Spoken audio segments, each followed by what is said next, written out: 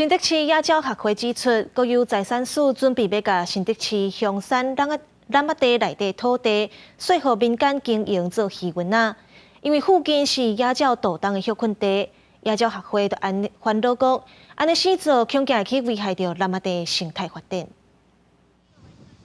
香山湿地是国家级的重要湿地，每到寒天，就袂少野鸟选择来遮休冬。真侪爱鸟人士嘛把握机会，摕相机赶紧翕相。不过新竹市野鸟学会指出，其中挖8000平的湿地，竟然说服民间准备开发做鱼丸仔。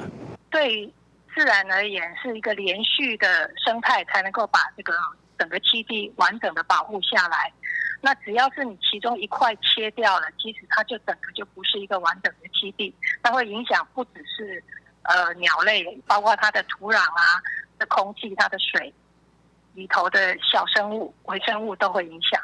新竹市政府表示，虽然国有财产署在顶年说服民众申请农业用地设施使用，不过依照湿地保育法相关规定，必须经过市府同意，目前是在审查的阶段。这块土地是香山湿地的区外缓冲区，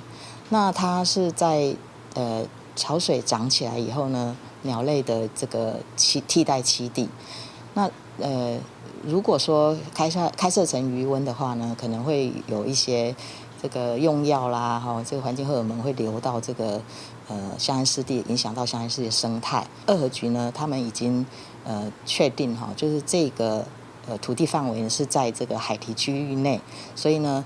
目前是新竹市政府是不会同意来开发作为鱼塭使用。野鸟学会指出，鱼丸仔因为需要用药，除了会破坏环境，恐惊会影响到湿地生态，危害来休冬的野鸟。野鸟学会表示，一定会坚持反对到底。记者杜君和新竹报道。